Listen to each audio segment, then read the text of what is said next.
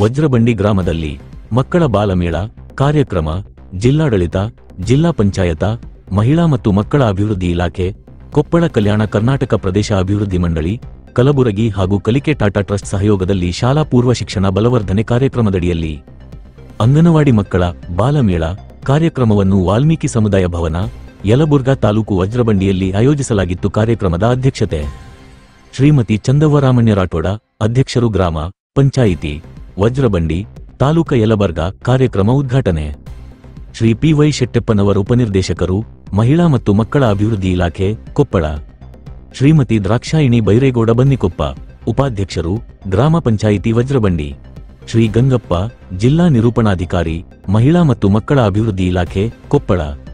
ಶ್ರೀಮತಿ ಅನ್ನಪೂರ್ಣ ಕುಬಕಡ್ಡಿ, ಮಹಿಳಾ ಮಕ್ಕಳ ಅಧಿಕಾರಿ, ಮಹಿಳಾ ಮತ್ತು ಮಕ್ಕಳ ಅಭಿವೃದ್ಧಿ ಇಲಾಖೆ, ಕೊಪ್ಪಳ.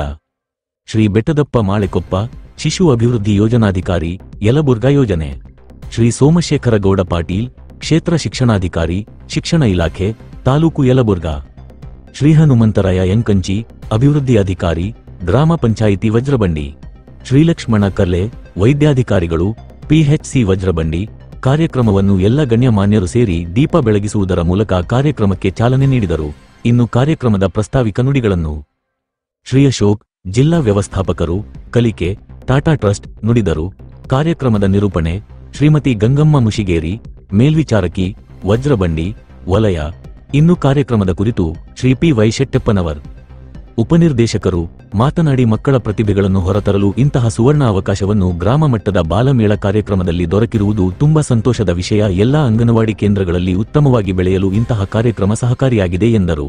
ವಂದನಾರ್ಪಣೆ ಶ್ರೀ ಸಿದ್ದಪ್ಪ ಕುರಿ, ಜಿಲ್ಲಾ ಸಂಪನ್ಮೂಲ ವ್ಯಕ್ತಿ, ವಂದನಾರ್ಪಣೆ.